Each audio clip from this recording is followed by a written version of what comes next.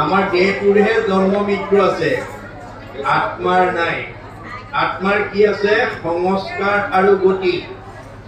আপোনালোকৰ 2 নম্বৰ পাৰ্বতী গাঁৱৰ যুৱক আৰু আই বাপ সকলে যদি আমি বাবাই সমস্ত নিৰৱতা অৱলম্বন কৰিবলৈ কৈছোঁ, আশা কৰিছোঁ প্ৰসাদ গ্ৰহণ কৰক। অতি নিৰৱতাৰে সকলো কামবিলাক আগবঢ়াই লৈ গৈ থাকক। আমাৰ সকলো কাম একেলগে চলিব লাগিব, যিহেতু কাৰ্যসূচী আছে পৰৱৰ্তী, গতিকে কাৰ্যসূচীসমূহ আমি পালন কৰিবৰ কাৰণে সুবিধা প্ৰদান কৰিব লাগিব। সেয়েহে আমাৰ বাপজনা ভাগৱতৰ অনুষ্ঠানভাগ আগবঢ়াই লৈ যাবৰ কাৰণে লৈ গৈ আছে। গতিকে এই অনুষ্ঠানভাগ সুচাৰুৰূপে চলিবৰ কাৰণে আমাক সুবিধা প্ৰদান কৰক। আমি আপোনালোকৰ প্ৰতি বিনম্ৰভাৱে সেৱা নিবেদন কৰিছোঁ। নিৰৱতা অৱলম্বন কৰি আমাক এই সহযোগিতা প্ৰদান কৰক। কৃষ্ণ। পৰীক্ষিতে যেতিয়া দ্বাদশ স্কন্ধ ভাগৱত শ্ৰৱণ কৰাৰ লগে লগে ব্ৰহ্মজ্ঞান প্ৰাপ্ত হৈ গ'ল।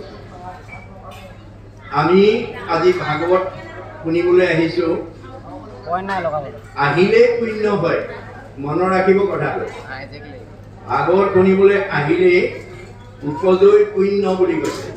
পাপবোৰে দূৰ, পাপবিলাক নাইকিয়া হৈ যাব। মিলে মহামুখ্য সুখ প্ৰচুৰ। আৰু আমাৰ তেতিয়া মনে ভবা সুখবিলাক আমি ভগৱন্তৰ পৰা পাবলৈ সক্ষম হ'ম। আপোনালোকে যদি জীয়াই থাকোঁতে পাপ দূৰ কৰিব নোৱাৰে, তেতিয়াহ'লে মনে ভবা সুখবিলাক ভগৱানৰ পৰা লাভ কৰিব নোৱাৰে। পাপ কি বস্তু? পাপ আমি দেখুৱাই দিয়া বস্তু নহয়। পাপ হ'ল মনৰ কিছুমান বেয়া গুণৰ সমষ্টি। কুবুদ্ধি। ভাগৱত শুনিবলৈ আহি যদি কথা পাতি থাকে, সেইটো কুবুদ্ধি। কুবুদ্ধিটো পাপ, মনত ৰাখিব কথাটো। অসৎ চিন্তা, অসৎ ভাৱনা, অসৎ পৰিকল্পনা, কুসংস্কাৰ, অন্ধবিশ্বাস, মনৰ সংকীৰ্ণতা, কুপৰম্পৰা, এইবিলাক পাপ। ভাগৱত শুনিবলৈ আহিলে পুণ্য হয়, কিন্তু যদি শুনাত গণ্ডগোল হয়, আপোনালোকে গ্ৰাম্য কথা পতাৰ কাৰণে আনে যদি শুনাত বাধা পৰে, তেতিয়াহ'লে কথা পতা কেইজনৰ কি হ'ব? পাপায় পৰপীড়নম। আপুনি এই পবিত্ৰ ঠাইলৈ আহিও পাপহে লৈ যাব লাগিব। সেইকাৰণে বাপজনে আপোনালোকক অনুৰোধ কৰিছে, আপোনালোকে মুখৰ আগত প্ৰসাদ পাবই, বহি থাকক মাত্ৰ। আপোনালোকক দিবৰ কাৰণে ব্যৱস্থা কৰিছে। আপোনালোকে মনে মনে বহি থাকক, খাইও থাকক, শুনিও থাকক, তেতিয়া আপোনালোকৰ লাভ হ'ব। গতিকে পৰীক্ষিত ৰজাই ভাগৱত শুনাৰ কাৰণে সংস্কাৰ হৈ গ'ল। আপোনালোকে যদিও এই 2টা দিনৰ কাৰ্যসূচী ভাগৱত পাঠ, ব্যাখ্যা, ভাওনা প্ৰদৰ্শন অনুষ্ঠিত কৰিছে, আমাৰ বেদৰ মতে আপোনালোকে 2 নম্বৰ পাৰ্বতী গাঁৱৰ যুৱক আৰু আইসকলে 2দিনীয়া কলিৰ যজ্ঞ পাতিছে। এইটো কলিৰ যজ্ঞ বুলি কৈছে। কি যজ্ঞ? ভাগৱত যজ্ঞ। কি যজ্ঞ? নাম যজ্ঞ। কি যজ্ঞ? ভক্তি যজ্ঞ। আপোনালোকে ঈশ্বৰক অৰ্পণ কৰি কৰ্মবিলাক কৰিছে। মূত চিত্ৰ দিয়া যিটো কৰৈ কৰ্ম ধৰ্ম, তাৰ নাম যজ্ঞ পক্ষী কৈলো ইটো মৰ্ম। এয়া যজ্ঞ। এনেধৰণৰ যজ্ঞ যদি এই পাৰ্বতী 2 নম্বৰ পাৰ্বতীটোৰ নামঘৰত সঘনে হৈ থাকে, আপোনালোকৰ এইখন গাঁৱত জন্ম হোৱা জীৱবিলাক সংস্কাৰ হৈ গুচি যাব। সংস্কাৰী জীৱই জীয়াই থাকোঁতে শান্তি পাব আৰু মৰিলে সদ্গতি পাব। সংস্কাৰটো ধন, টকা পইচা, গাড়ী মটৰ, পকা ঘৰ দুৱাৰে দিব নোৱাৰে। বহুত ধন, টকা পইচা, গাড়ী মটৰ, পকা ঘৰ থকা মানুহো মুখত হাঁহি নাই, অন্তৰত শান্তি নাই, শৰীৰ ৰোগমুক্ত নহয়। আমাৰ যদি ধন ধান, টকা পইচা, গাড়ী মটৰ, পকা ঘৰ দুৱাৰে যদি আমাক প্ৰকৃত শান্তি দিব পাৰিলেহেঁতেন, ধনী মানুহবিলাকৰ শৰীৰত বেমাৰ নহ'লহেঁতেন। চব ধনী মানুহবিলাক সদায় হাঁহি থাকিলেহেঁতেন। সব ধনী মানুহবিলাকৰ পৰিয়াল মিলা প্ৰীতিয়ে থাকিলেহেঁতেন। কিন্তু আমি এতিয়া বাস্তৱত দেখিছো বহুত ধনী মানুহৰ পৰিয়ালত মিলা প্ৰীতি নাই, মুখত হাঁহি নাই, অন্তৰত শান্তি নাই, শৰীৰ ৰোগমুক্ত নহয়। আমি বুজিব লাগিব এইবিলাকে আমাক শান্তিত ৰাখিব নোৱাৰে। আমাক শান্তিত কোনে ৰাখিব? আন যত সবে মিছা, ভক্তিৰ অভাৱে। আপোনালোকে ভক্তি কৰিবলৈ শিকিব লাগিব।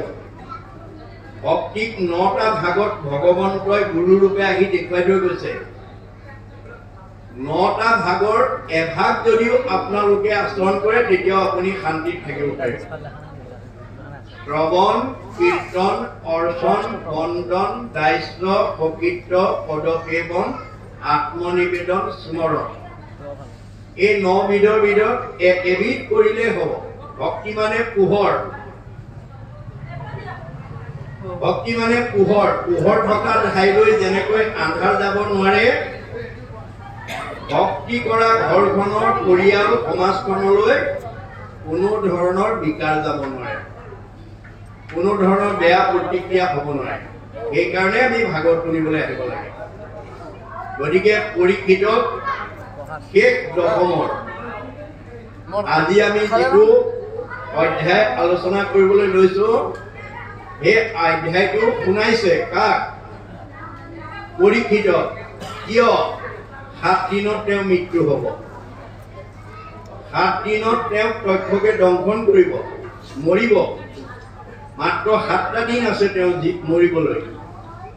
তেনেকুৱা এজন মানুহৰ আগত এই কাহিনীটো শুনাইছে। এই কাহিনীটো আমাৰ কাৰণে কিমান প্ৰয়োজন আপোনালোকে আজি অনুভৱ কৰিব লাগিব। পৰীক্ষিতৰ যদি 7 দিন আছে, আমাৰ কেইদিন আছে বাৰু? আমাৰো 7 দিন এদে। আজি কি বাৰ? আজি মঙ্গলবাৰ।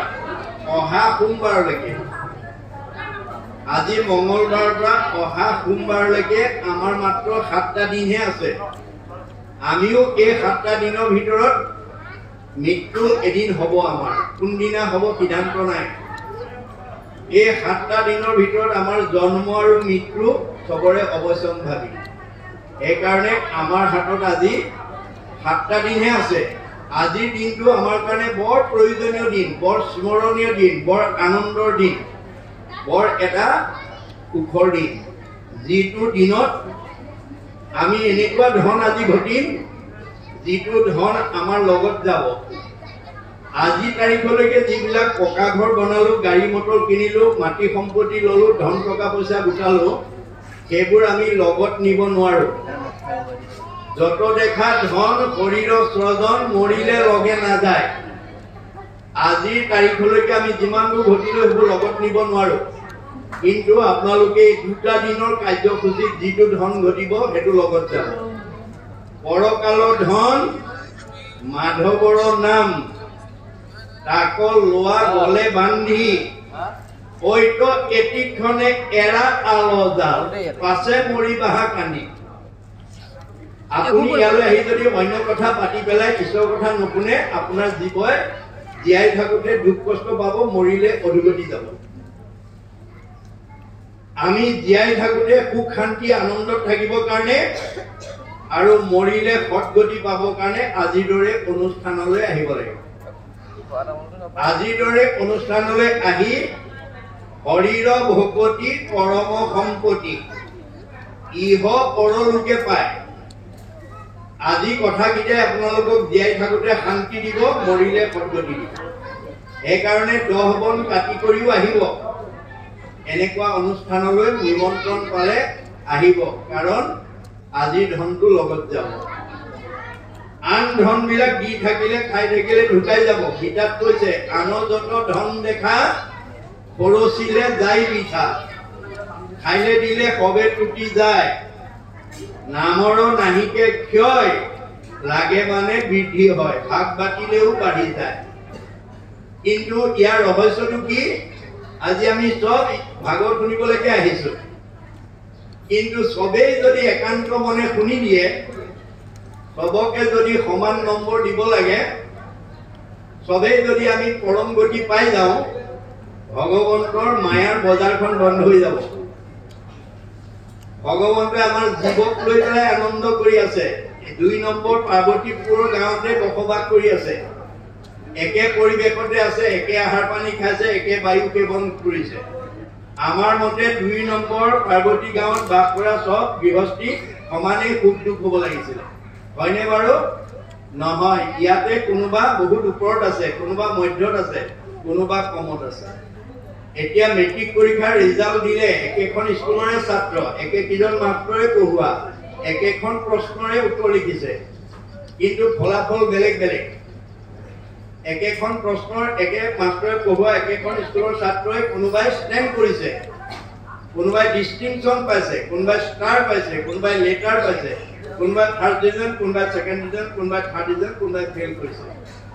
গণ্ডগোল ক'ত লাগিল? ৰহস্য ক'ত? সেই ৰহস্য ভেদ কৰিবৰ কাৰণে ভাগৱত শুনিবলৈ আহিব লাগে। কাৰণ ভগৱন্তই অৰ্জুনক কৈছে, তুমি জীৱনৰ যিটো দিনত মোৰ মংগলময় কথা শুনিবা, তোমাৰ দুগুণ দুগুণ পাপ মই নাইকিয়া কৰি দিম। অপৰম মংগল নাম যিপোন ধায়ে শুনৈ, হৰৈ পাপ তাহাৰ দুগুণ, ঐ অনিচ্ছাত এক গুণ, শ্ৰদ্ধাত দুগুণ নাম, এহি মতে বুজিবা অৰ্জুন। আজি যদিও আমি একে উদ্দেশ্যত আহিছো, আমাৰ সবৰে নম্বৰ সমান নহ'ব। কোনোবাই যদি অন্য কথা পাতিছে তেতিয়া তেওঁৰ নম্বৰটো কমি যাব, 0 নম্বৰটো কমি যাব দেই। সেইকাৰণে অৰ্জুনক কৈছে, মই চবকে কথা শুনিব নিদিওঁ, কাৰণ নম্বৰ চবকে দিলে মোৰ বজাৰ বন্ধ হৈ যাব। ঋতে হঠাং য়ৎ প্ৰতীয়েক ন প্ৰতীয়েক স্বাত্মানি তৎ অবিদ্যাত্মানো যথা য়ভাসো যথা তমঃ। মই 2 নম্বৰ পাৰ্বতী গাঁৱৰ আজি ভাগৱত ব্যাখ্যা শুনিবলৈ অহা বহুতকে ঘৰুৱা কথা পতাই দিম, বহুতকে চাহ তামোল খোৱা কথা ভবাই দিম, কাৰোবাৰ ঘৰত এৰি থৈ অহা কামবিলাকৰ কথা ভবাই দিম, কাৰোবাৰ ল'ৰা ছোৱালীৰ কথা ভবাই দিম। তেওঁলোকৰ মনটো ভাগৱতৰ পৰা আঁতৰাই দিলেহে তেওঁলোকক মই নম্বৰ কমাই দিব পাৰিম, নহ'লে চবকে সমান নম্বৰ দিব লাগিব। সেইকাৰণে আপোনালোকে এই সময়ত অন্য কথা নাপাতিব, পুৰা নম্বৰ লৈ যাওক। আজি পৰম ভাগ্য, আজি পৰীক্ষিতক এই কথাত কাহিনীটো শুনাইছে। কি শুনাইছে? কৃষ্ণৰ মিথিলা গমন, অৰ্থাৎ কৃষ্ণই নিজে মিথিলালৈ গৈছে। মিথিলাত বাস কৰি থকা বাকীবিলাকে কৃষ্ণক মতা নাই। 2 নম্বৰ পাৰ্বতী গাঁৱলৈ কৃষ্ণ নিজে আহিব। 2 নম্বৰ পাৰ্বতী গাঁৱৰ মানে ভকতসকলে বা গাঁওবাসীসকলে কৃষ্ণক মাতিব নালাগে, কৃষ্ণ নিজে আহিব। আজি আপোনালোকে কৃষ্ণ অহা পৰিৱেশ সৃষ্টি কৰিছে। কৃষ্ণ কোনখন ঘৰলৈ যাব? যিখন ঘৰত গধূলা ধূপ ধূনা জ্বলিব, ঈশ্বৰৰ উপাসনা হ'ব, সেইখন ঘৰলৈ কৃষ্ণ যাব। যেই নাম সেই হৰি, জ্ঞানানিষ্ট কৰি নামৰ সংগ নচাৰন্ত হৰি। কৃষ্ণ নিজে আহিব, কৃষ্ণক আমি বিচাৰিব নালাগে। আনন্দ নিজে আহিব, আনন্দক আপুনি বিচাৰিব নালাগে, মাত্ৰ তাৰ নিয়মটো জানিব লাগিব। মূৰ শুনিৰ মল কথা অহন্ত শুনন্ত, মোৰ শুনিম কথা মা জানিলে কাৰোবাক কবা।